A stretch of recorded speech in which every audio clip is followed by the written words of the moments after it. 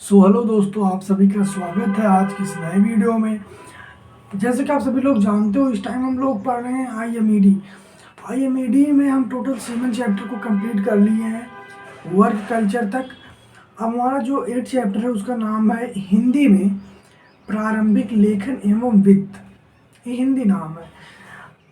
English की बात करें तो एलिमेंट्री अकाउंटेंसी एंड फाइनेंस इसका नाम है। इसको ही पढ़ेंगे। चैप्टर थोड़ा सा और चैप्टर से, जैसे 27 मिनट का हो सकता है वीडियो जाता है, शायद ये चला जाए 30 मिनट, इतना ही है। इम्पॉर्टेंट चैप्टर है। और जो ये भी एलिमेंट्री अकाउंटिंग एंड फाइनेंस है, और जो आपका 9वां चैप्टर है मिसलेनियस टॉपिक्स। इस बार एग्ज़ाम में मेरे जो लास्ट का 10-12 नंबर क्वेश्चन थे वो इन्हीं दोनों चैप्टर से आए थे, और कोई टफ नहीं था। मतलब छोटे छोटे टॉपिक आ गया था कि ये लिखो, इस पर टिप्पणी लिखो।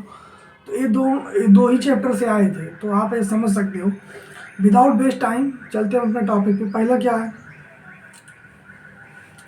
कि पुस्तपालन क्या होता है, बुक कीपिंग किसे कहते हैं, पुस्तपालन या बुक कीपिंग किसे कहा जाता है।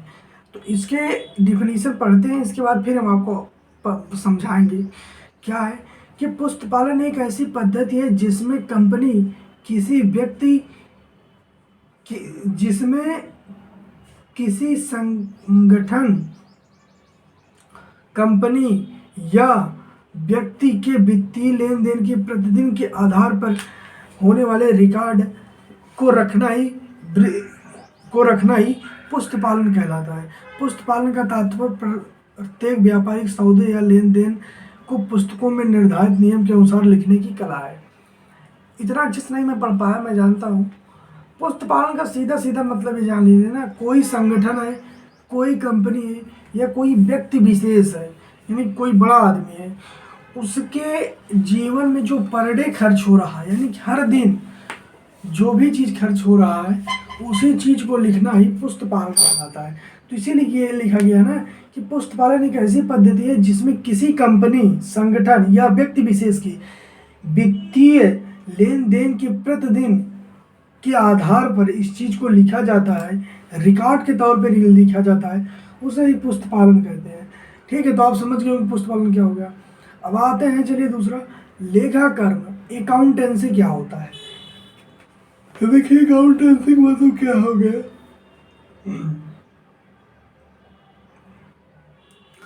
लेखा कर्म जो होता है दो शब्दों से मिलकर बना है, लेखा प्लस कर्म। लेखा कर्म शब्द का आशय है जितने भी रुपए पैसे का लेन देन है उन्हें लिखना, वर्गीकरण करना, लाभ हानि की गणना करना तथा भविष्य में निर्णय लेना ही लेखा कर्म है।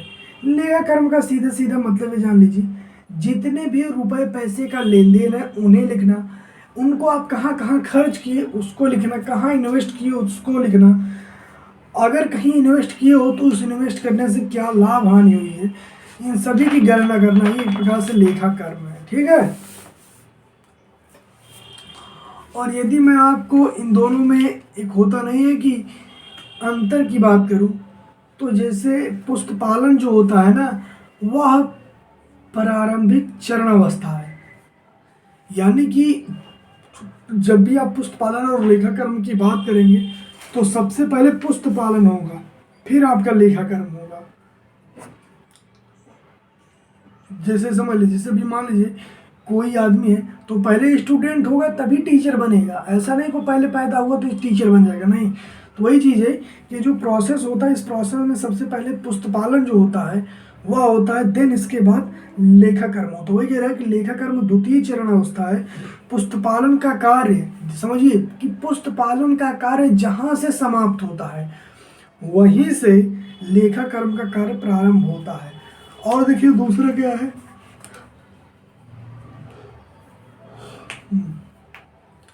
दूसरा देखिए क्या है कि पुस्तपालन का मुख्य उद्देश्य, देखिए क्या है कि जो पुस्तपालन है, पुस्तपालन का मुख्य उद्देश्य वित्तीय सौदे का नियमानुसार पुस्तकों में लिखने। पुस्तपालन का जो उद्देश्य होता है, और जितना भी वित्तीय खर्चे आ रहे हैं उसको नियमों के अनुसार पुस्तकों में लिखना होता है। जबकि लेखा कर्म क्या है, लेखा कर्म का मुख्य उद्देश्य कुल परिणामों को निश्चित करना तथा व्यापार की वित्तीय स्थिति का पता लगाना। इनके अनुसार है कि कुल कितने परिणाम आए हैं, उनकी वित्तीय स्थिति क्या है, उस वित्तीय स्थिति का परिणाम मतलब उस वित्तीय स्थिति का परिणाम लगाना, अनुमान लगाना। अब देखिए क्या है, जो पुस्तपालन होता है विशेष ज्ञान व योग्यता प्राप्त की आवश्यकता नहीं पड़ती। जिससे आप देखिए मतलब पुस्तपालन लिखने के लिए ना आपको कोई बहुत ज़्यादा नॉलेज, एजुकेशन, इन सब की योग्यता नहीं है कि आपको बहुत ज़्यादा, तभी आप लोग पुस्तपालन लिख सकते हो। जबकि लेखाकर्म में इसके लिए विशेष ज्ञान और पर्याप्त योग्यता की आवश्यकता होती है। यानी कि जो लेखाकर्म होता है ना, उसमें होता क्या है कि उसमें, हाँ भाई वाकई में उसमें होता है, उसमें ज्ञान की आवश्यकता होती है। ये पुस्तपालन में ज्ञान की आवश्यकता नहीं होगी, लेकिन लेखाकर्म में बहुत हाई लेवल की नहीं, लेकिन एक विशेष लेवल की आपको ज्ञान की आवश्यकता, एक विशेष लेवल की योग्यता आपके अंदर होनी चाहिए। उत्तरदायित्व तो अब देखिए क्या है, एक पुस्तपालन लेखाकर्म के लिए उत्तरदायी नहीं होता है। मतलब क्या है कि एक पुस्तपालन लेखाकर्म के लिए उत्तरदायी नहीं है, जबकि अब देखिए लेखापालक पुस्तपालन के लिए उत्तरदायी है, क्योंकि उसी के निगरानी में पुस्तपालन किया जाता है। तो आप समझ गए होंगे, यानी कि अगर लेखाकर्म हुआ तो उसके लिए पुस्तपालन नहीं उत्तरदायी, लेकिन अगर पुस्तपालन होता है तो उसके लिए लेखाकर्म उत्तरदायी होता है, क्योंकि पुस्तपालन का काम एक लेखा कर्म के अंतर्गत ही होता है। अब देखिए क्या है, अगला जो टॉपिक है वो है कि दोहरा लेखा प्रणाली। दोहरा लेखा प्रणाली यानी नाम क्या हुआ, डबल एंट्री सिस्टम। ये इंपॉर्टेंट है वैसे, दोहरा लेखा प्रणाली, डबल एंट्री सिस्टम क्या होता है, इस चीज को आइए समझ लेते हैं।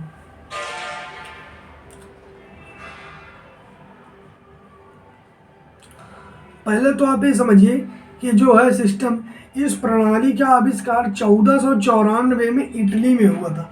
यानी कि आप सोचो, जिसने भी ये डबल एंट्री सिस्टम का आविष्कार किया भाई, उसका नॉलेज किस लेवल का रहा होगा। 1494 में, आज से 500 साल पहले लगभग, जान लीजिए। समझिए कि 500 साल पहले वो इस टाइप की चीज़ें बनाती है। तो वही कह रहा है कि ऐसा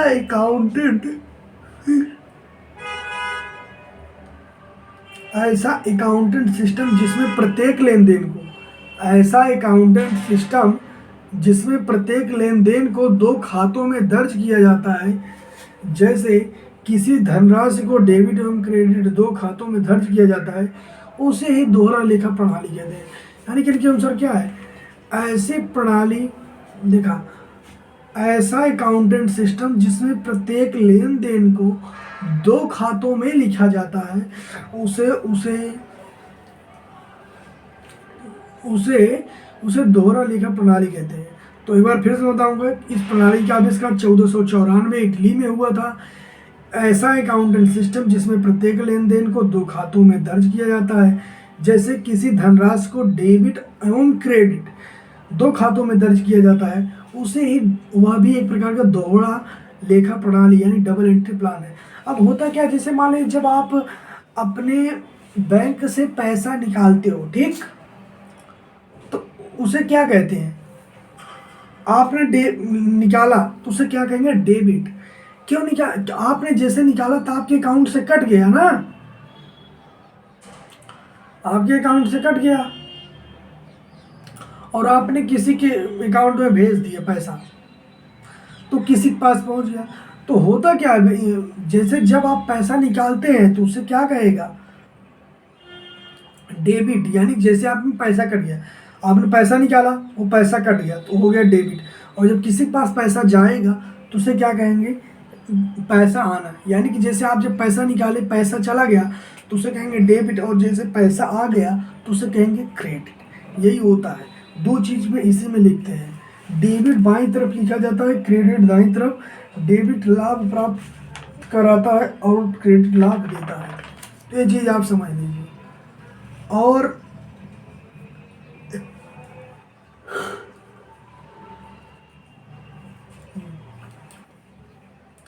और एक चीज़ जान लीजिए कि व्यक्तिगत लेजर खाता क्या होता है, पीएलए अकाउंटेंट्स क्या होता है। इस चीज़ का मतलब समझिए। पीएलए एक इसका मतलब देखिए क्या है, personal ledger account. Personal, L मतलब लेजर, ए मतलब अकाउंट, तो पर्सनल लेजर अकाउंट यानी कि पीएलए क्या होता है देखिए, ऐसा खाता जिसका प्रयोग सरकार को उत्पाद के भुगतान के लिए किया जाता है, पीएलए कहलाता है। यानी कि जैसे कैसे कुछ लोग होते हैं ना जो सरकार से कुछ चीज़ें खरीदते हैं, बड़े बड़े बिजनेसमैन, तो उनके पास अपना एक पीएलए अकाउंट होता है, उसी अकाउंट के द्वारा वो डायरेक्ट मतलब सरकार को भुगतान पैसे का करते हैं। ठीक है, तो यही चीज़ है कि ऐसा खाता जिसका प्रयोग सरकार को उत्पाद के भुगतान के लिए किया जाता है उसे कहते हैं पीएलए, पर्सनल लेजर अकाउंट। अब दूसरा देखिए क्या है, वित्तीय मैनेजमेंट, फाइनेंशियल मैनेजमेंट। देखिए क्या होता है, मैनेजमेंट के कॉन्सेप्ट लगा करके, मैनेजमेंट के कॉन्सेप्ट को लगा करके किसी कंपनी के वित्तीय संसाधनों द्वारा अधिकतम लाभ अर्जित करना, अधिकतम लाभ अर्जित करना ही वित्तीय प्रबंधन कहलाता है। अधिकतम लाभ अर्जित करना ही वित्तीय प्रबंधन कहलाता है।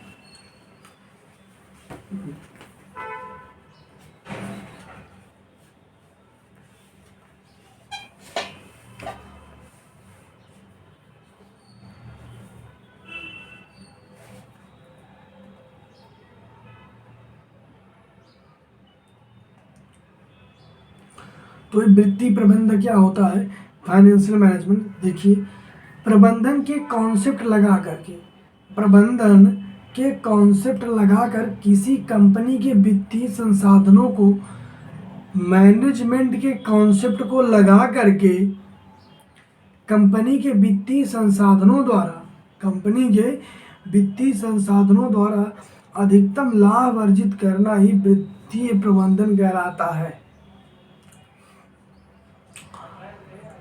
मैनेजमेंट के कॉन्सेप्ट को लगा करके किसी कंपनी के वित्तीय संसाधनों द्वारा, क्या कह रहा है कि मैनेजमेंट के कॉन्सेप्ट को लगा करके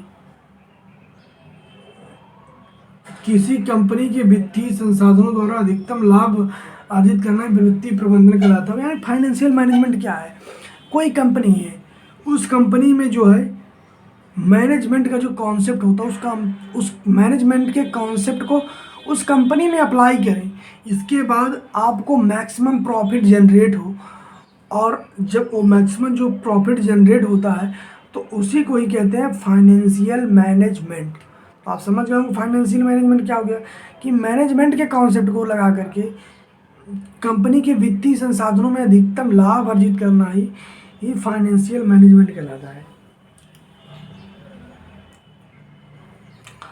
अब देखिए क्या है, किसी कंपनी के वित्तीय संसाधनों के प्लानिंग, नियंत्रण एवं बजट तैयार करके लाभ को अधिकतम करना ही वित्तीय प्रबंधन कहलाता है। वही कह रहे हैं कि किसी कंपनी के वित्तीय संसाधनों की प्लानिंग, नियंत्रण एवं बजट तैयार करके लाभ को अधिकतम करना ही वित्तीय प्रबंधन कहलाता है।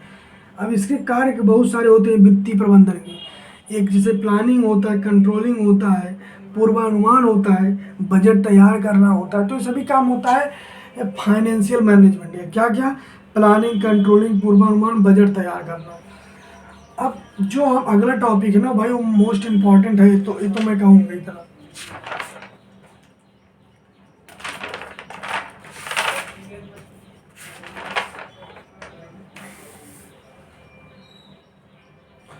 अगला जो टॉपिक है वह है profit maximisation and wealth maximisation. अब देखिए जो एक क्वेश्चन है कि प्रॉफिट मैक्सिमाइजेशन क्या है, वेल्थ मैक्सिमाइजेशन क्या है, पहले तो मैं आपको ये बताना चाहता हूँ ना, ये इतना ज़्यादा इम्पॉर्टेंट है कि यह क्वेश्चन इसी बार हमारे एग्ज़ाम में आया है और शायद 5 नंबर में आया है कि profit maximisation and wealth maximisation इन दोनों क्या हैं और इन दोनों में पर्याप्त अंतर लिखिए। तो 5 नंबर का आया था, मैं तो भाई पढ़ के गया था तो मैं लिख दिया था। आप पहले समझो, जो वेल्थ मैक्सिमाइजेशन होता है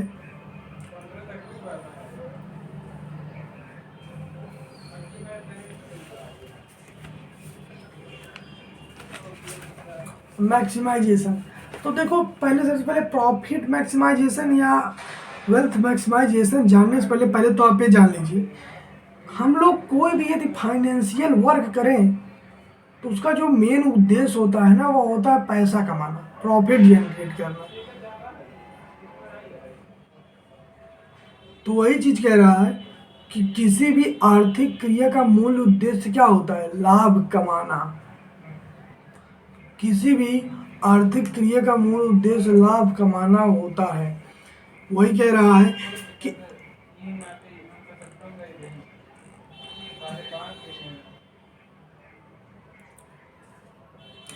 ये तो हो गया। अब हम चलते हैं, ये देखते हैं कि प्रॉफिट मैक्सिमाइजेशन क्या होता है, यानी कि ला। और एक चीज ये हिंदी में पूछ लेता है तो इसका नाम क्या होता है? प्रॉफिट मैक्सिमाइजेशन का प्रॉफिट का मतलब क्या होता है? लाभ। मैक्सिमाइजेशन का मतलब क्या होता है? अधिकतमकरण। तो क्या होता है? लाभ अधिकतमीकरण, जो भी है, लाभ अधिकतमकरण, इंग्लिश क्या है? Profit maximisation. अब देखिए क्या होता है, जब इस तरीके के व्यवसाय को चलाने वाला व्यक्ति शॉर्ट टर्म में अधिक से अधिक लाभ कमाना चाहता है, वह भविष्य की ज़्यादा चिंता नहीं करता। इस प्रकार का व्यवसाय बहुत पहले, यानी कि प्राचीन काल से चला आ रहा है। इस प्रकार के व्यवसाय को चलाने वाला व्यक्ति या उद्यमी अपने व्यवसाय को लेकर के भविष्य में आने वाले समस्या के बारे में ज़्यादा नहीं सोचता है। तो जो प्रॉफिट मैक्सिमाइजेशन होता है, पहली बात तो आप ये जानिए कि जो सिस्टम है ना, ये आज से नहीं, बहुत पहले से चला आ रहा है प्रॉफिट मैक्सिमाइजेशन। और ये जो प्रॉफिट, ये जो बिजनेस है ना, या ये जो मतलब बिजनेस का टाइप है आप कह सकते हो, इसमें जो व्यक्ति होता है ना, बहुत ज़्यादा उसके लिए योग्यता की आवश्यकता नहीं होती है, कोई भी कर सकता है। और ये बहुत पहले से चला आ रहा है। इसमें जो व्यक्ति का मेन उद्देश्य होता है वो लाभ कमाना होता है। वो अपने उस बिजनेस को लेकर के ज़्यादा भविष्य के बारे में नहीं सोचता है। जैसे आपके गांव में जो दुकान होगी तो वहाँ क्या दो गिमटी होगी, गिमटी मतलब छोटी दुकान, समोसा वाली। तो जो समोसा की दुकान है, तो या फिर आप कह सकते हो जो तेल लोग पिसाई कर रहे हैं या आटा चक्की है, तो ये लोग अपने इस बिजनेस को लेकर के बहुत ज़्यादा चिंतित नहीं रहते हैं। ये लोग बस केवल मेहनत करते जाते हैं, और इन लोगों के नहीं पता होता भविष्य में क्या चीज़ें आ सकती हैं, क्या नहीं आ सकती हैं। तो इन लोगों का इस चीज़ पर बिल्कुल भी कोई फोकस नहीं होता। बस इनका ये होता है भाई जो भी मेरा बिजनेस है उस पर हम लोगों को बस वर्क करना है, और इससे ज़्यादा हम लोगों को कुछ नहीं करना है। तो ये सिस्टम होता है।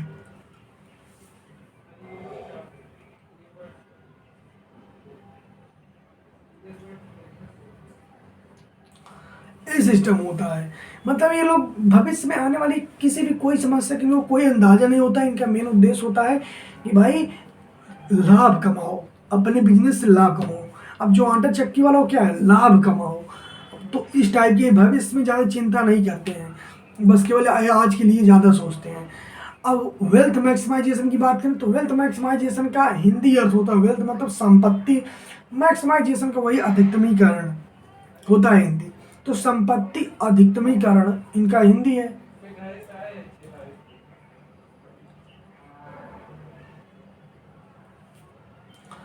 अब आप इस चीज को समझिए कि इस तरह के व्यवसाय को चलाने वाला व्यक्ति शुरुआत में, जो इस तरीके के व्यवसाय को चलाने वाला व्यक्ति शुरुआत में लाभ के पीछे नहीं भागता है, बल्कि वो अपने व्यवसाय को लॉन्ग टर्म में चलाने के लिए सोचता है, जिसके लिए शुरुआत में उसे नुकसान भी उठाना पड़े तो वह उठाता है। वह अपने व्यवसाय में सफल होने के लिए एडवर्टाइजमेंट पर खर्च करता है, तो इस टाइप की चीज़ें करता है। तो देखो जो वेल्थ मैक्सिमाइजेशन होता है, इसमें जो व्यक्ति होता है ना, वो अपने बिजनेस को लॉन्ग टाइम के लिए चलाना चाहता है। वह लॉन्ग टर्म में सोचता है कि भाई आगे मुझे ऐसा करना है। तो इसीलिए वह शुरुआत में लाभ के पीछे नहीं भागता है, वह सोचता है कि उसका वेल्थ बन जाए। ये बात है। तो इसी चीज़ के लिए वो मेहनत करता है, और वो जानता है कि अगर एक बार मेरा वेल्थ बन गया तो आने वाले फ्यूचर में हमारी चीज़ें भी चलेंगी और हम अच्छा प्रॉफिट भी जनरेट करेंगे। तो शुरुआत में वो अगर नुकसान भी उठाना पड़े तो वह नुकसान उठाता है, और फायदा कराने के लिए अपने बिजनेस को आगे ले जाने के लिए कई सारे तरीके अपनाता है। कई लोगों से कहते हैं एडवर्टाइजमेंट कराता है, प्रमोशन कराता है, बहुत सारी चीज़ें जो भी ऑनलाइन सिस्टम्स हो रहा है आप सभी जानते होंगे, वो सारा चीज़ कौन कराता है? वही कराता है। अब आप जैसे मान लीजिए शुरू में जो जियो था, मैं आपको बहुत एग्जांपल दे रहा हूँ, तो जब शुरुआत में जियो आया था ना, तो जो जियो था वो सबको दे रहा था, वो फ्री में सिम सिम दे रहा था सबको फ्री में, और एमबी वगैरह सब दे रहा था, तो कई सारे लोग उसके सिम को ले लिए।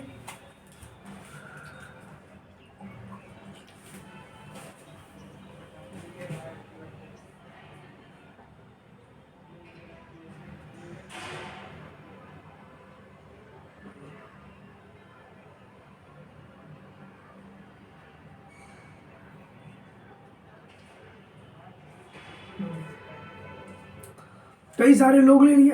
अब भाई जब कई सारे लोग ले लिए, तो आप एक चीज समझो, उसका क्या हुआ, कई सारे लोग ले लिए, दो कुछ महीने तक तो शायद एमबी भी फ्री दिया था, इसके बाद वो अचानक प्राइस लगा दिए कि नहीं भाई, एक लंबे टाइम तक, काफ़ी बड़े टाइम तक वो फ्री में से जियो सिम बांटा, और जब उसको लगा कि नहीं भाई बहुत लोगों को फ्री बांट दी, इसके बाद क्या हुआ, उसने उस पर पैसा लगाना शुरू कर दिया कि नहीं भैया अब इसको फ्री में आप नहीं करा सकते हो, अब आपको सिम फ्री में नहीं मिलेगा, अब आपको पैसे देने पड़ेंगे तभी आपको सिम मिलेगा, वरना नहीं मिलेगा, और अब आपको रिचार्ज कराना पड़ेगा। देख रहे हैं आज जियो की क्या कंडीशन है, तो इसको क्या कहते हैं, वेल्थ मैक्सिमाइजेशन।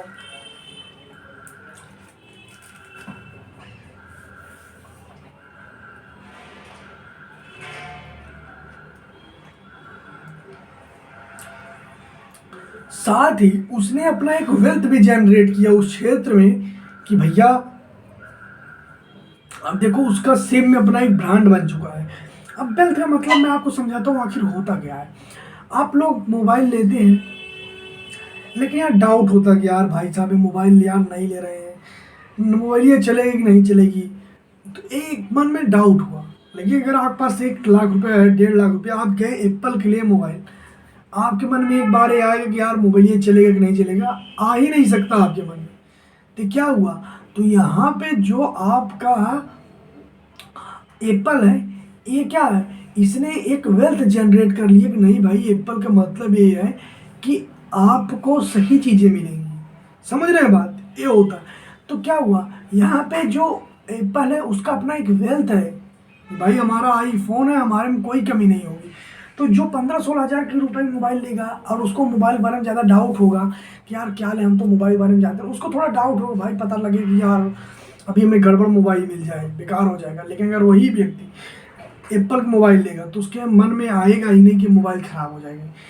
क्यों, क्योंकि उसका अपना एक वेल्थ है, एप्पल का अपना एक स्टैंडर्ड है, यही मेन चीज़ होता है। और मान लीजिए यहाँ तक कि अगर वो एक मोबाइल ख़राब भी बेच दे, बेकार बना दे, तब भी लोग उसको खरीदेंगे, और उसकी स्टैंडर्ड में कोई कमी नहीं आएगी। ये होता है वेल्थ का। ओ भाई उसके बाद उस कंपनी की अपनी एक पहचान बन जाती है। अब profit maximisation and wealth maximisation हम थोड़ा अंतर जान लेते हैं, आखिर एक्चुअल डिफरेंस क्या होता है इन दोनों के बीच में।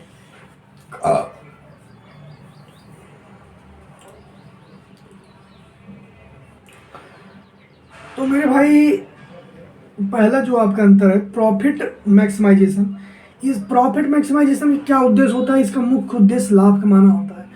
वेल्थ मैक्सिमाइजेशन का मेन उद्देश्य लाभ कमाना नहीं होता है, इसका मेन उद्देश्य होता है हाईएस्ट मार्केट वैल्यू प्राप्त करना। इसका मेन उद्देश्य क्या होता है कि स्टॉक मार्केट में हाईएस्ट वैल्यू प्राप्त करना। प्रॉफिट मैक्सिमाइजेशन का मुख्य उद्देश्य लाभ कमाना होता है, वेल्थ मैक्सिमाइजेशन का मुख्य उद्देश्य होता है स्टॉक मार्केट में हाईएस्ट वैल्यू प्राप्त करना। प्रॉफिट मैक्सिमाइजेशन का दूसरा क्या होता है, इसमें व्यक्ति ज़्यादा भविष्य के बारे में नहीं सोचता। जो प्रॉफिट मैक्सिमाइजेशन है, इसमें जो व्यक्ति होता है ना, वो ज़्यादा भविष्य के बारे में नहीं सोचता, बस ये जानता है कि वही आटा चक्की वाला, वो ज़्यादा भविष्य के बारे में नहीं सोचता, नहीं भैया बस हमारा चल रहा है, कोई ज़्यादा टेंशन वाली बात नहीं। जबकि वहीं जो वेल्थ मैक्सिमाइजेशन होता है, उसका जो व्यक्ति होता है वो भविष्य के बारे में सोचता है, उसका तो मेन उद्देश्य ही होता है भविष्य। और जो प्रॉफिट मैक्सिमाइजेशन होता है, इनका जो उद्देश्य होता है वह अल्पकालिक होता है, थोड़ा थोड़ा छोटा छोटा गोल। जबकि वेल्थ मैक्सिमाइजेशन जो होता है, इसमें जो व्यक्ति होता है, इनका जो उद्देश्य होता है वह दीर्घकालिक होता है, लॉन्ग टाइम के लिए। जैसे गूगल जियो का क्या था, लॉन्ग टाइम के लिए, अल्प टाइम के लिए नहीं। अब देखो जो एक प्रॉफिट मैक्सिमाइजेशन होते हैं आटा चक्की वगैरह वाले, ये लोग अपने बिजनेस को प्रमोट करने के लिए क्या एडवर्टाइजमेंट, मेंटेनेंस, प्रमोशन, इन चीज़ों का सहारा लेते हैं? नहीं लेते हैं। लेकिन जो वेल्थ मैक्सिमाइजेशन होता है, इसमें अपने चीज़ों को प्रमोट करने के लिए ये लोग सेलिब्रिटी, एडवर्टाइजमेंट, प्रमोशन, मेंटेनेंस आदि पर बड़ा चीज़ का ध्यान देते हैं। आप ये समझ लीजिए जैसे जब आप समोसे खाने जाएं सड़क वाली दुकान पे, वही समोसा है, उसी विधि से बना है, लेकिन वही समोसा जब आप एक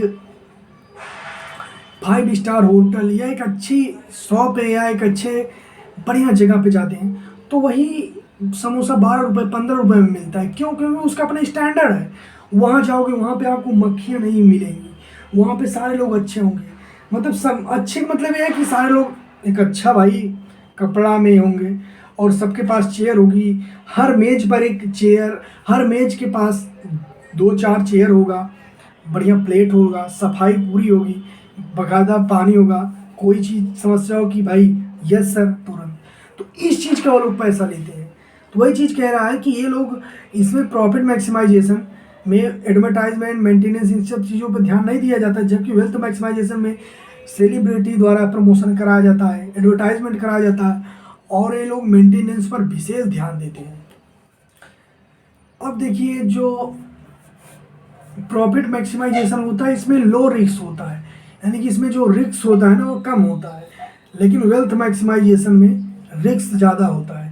रिस्क ज़्यादा होता है ज़रूर, लेकिन अगर चल गया तो लाभ भी ज़्यादा होता है, पर वही है कि हर कोई सफल नहीं हो पाता है। तो प्रॉफिट मैक्सिमाइजेशन, वेल्थ मैक्सिमाइजेशन, लाभ अधिकतमीकरण एंड संपत्ति अधिकतमीकरण में आप शायद समझ ही गए होंगे। लास्ट टॉपिक हमारा है व्यवसायिक खाता, ट्रेडिंग अकाउंट। तो व्यवसायिक खाता की हिंदी की इंग्लिश क्या हुई? Trading account. व्यवसाय मतलब क्या होता है आप सभी जानते हो, ट्रेड करना। ट्रेड मतलब क्या हुआ? व्यवसाय करना। व्यवसायिक खाता यानी ट्रेडिंग अकाउंट, तो ट्रेड मतलब क्या हुआ? व्यवसाय। अब व्यवसाय जो होता है उसमें क्या होता है? खरीदना बेचना, खरीदना बेचना। जैसे हम आपसे कुछ चीज़ खरीद रहे हैं, आप हमसे, तो क्या हो गया? व्यवसाय, बिजनेस, ट्रेड। तो वही कह रहा है कि अतः हम कह सकते हैं व्यवसायिक खाता ऐसा खाता होता है जिसके द्वारा हम चीज़ों को खरीदते हैं और बेचते हैं। लेकिन इसमें खरीदते हैं, ये व्यवसाय का मतलब होता है, जिसके द्वारा हम चीज़ों को खरीदते हैं और बेचते हैं। लेकिन जब वो ट्रेडिंग अकाउंट का बात कर देता है तो उसके द्वारा हम एक बेसिक केवल एक ही चीज़ को खरीदते हैं और बेचते हैं। वो जानते हैं क्या है? वो होता है ऑनलाइन शेयर खरीदना। जैसे एक होता है ना भाई, मैं व्यवसाय करता हूँ, ट्रेड हूँ, मैं बिजनेसमैन हूँ, बट मैं मान लो ईंट का मालिक हूँ या मैं कोई चीज़, तो मेरा अपना एक स्पेसिफिक कैटेगरी है ना। वो ठीक उसी प्रकार जब आप कह देते हो कि हम एक ट्रेडिंग अकाउंटेंट हैं, तो इसमें अंदर क्या होता है? इसके अंदर जो व्यवसाय होता है उसके अंदर ऑनलाइन शेयर को खरीदा जाता है या ऑनलाइन शेयर को बेचा जाता है। जैसे आप जानते होंगे, जो लोग वगैरह न्यूज़ सुनते हैं कि इस कंपनी के इसमें इतना ज़्यादा शेयर है, इनका इस कंपनी में इतना ज़्यादा हिस्सेदारी, एक शेयर है। तो यही होता है कि व्यवसायिक खाते द्वारा हम लोग ऑनलाइन शेयर को खरीदते हैं और बेचने में प्रयोग किया जाता है। ट्रेडिंग अकाउंट का प्रयोग ऑनलाइन निवेश करने, शेयर बाजार में निवेश करने के लिए किया जाता है। ट्रेडिंग अकाउंट के द्वारा हम लोग शेयर खरीदने और बेचने का ऑर्डर स्टॉक एक्सचेंज को देते हैं। अब जैसे मान लीजिए हमें कोई चीज़ बेचना है, खरीदना है, तो ट्रेडिंग अकाउंट के द्वारा ही हम लोग एक स्टॉक एक्सचेंज को ये चीज़ बताते हैं कि भाई हमें ये चीज़ खरीदना है या हमें ये शेयर बेचना है। किसके द्वारा? ट्रेडिंग अकाउंट के द्वारा। ठीक है। अब देखा, ट्रेडिंग अकाउंट के साथ एक डीमैट खाते को लिंक कर दिया जाता है। डीमैट जो होता है वह ऐसा ऑनलाइन खाता होता है जिसमें व्यक्ति द्वारा खरीदे गए शेयर को स्टोर किया जाता है तथा शेयर खरीदने पर वह डीमैट खाते में जमा हो जाता है तथा शेयर बेचने पर वह डीमैट खाते से निकल जाता है। तो जब आप कोई भाई शेयर खरीदते हो या नहीं जब खरीदोगे तो डीमैट खाते में सेव हो जाएगा और जैसे वह बेचोगे वह निकल जाएगा। तो यही था पूरा चैप्टर मिसले जो था 8th चैप्टर। तो आशा करते हैं आप सभी लोगों को समझ में आ गया होगा। मैं फिर से कह देना चाहता हूँ कि जो मेरे पास इतना नोट्स है मैं आपको लिखित नहीं प्रोवाइड कर रहा हूँ, मैं बस केवल चीज़ों को समझा रहा हूँ। लास्ट में 1-2 वीडियो मैं लाऊंगा 2 मिनट का। उस वीडियो में मैं क्या करूँगा, वीडियो चालू रहेगा, बस केवल मैं ऐसे इसका पेज पलटते जाऊँगा। तो जिन लोगों का नोट्स चाहिएगा वो लोग रोक रोक करके उतना स्क्रीनशॉट ले लेंगे, और जिन लोगों को नोट्स बनाना होगा वो लोग लिख लिख करके रोक रोक करके लिख भी लेंगे, या रोक रोक कर स्क्रीनशॉट ले लेंगे और उसके बाद सीरियल वाइज नोट्स बना लेंगे। तो ये हो गया हमारा 8वां चैप्टर कंप्लीट। 9वां चैप्टर बचा है, वो भी अभी थोड़ी आधी घंटे में वीडियो बना दूंगा, उसे भी आप कल देख लीजिएगा। तो मिलते हैं नेक्स्ट वीडियो में, तब तक ले जय हिंद, वंदे मातरम। आप लोग वीडियो को शेयर करिएगा।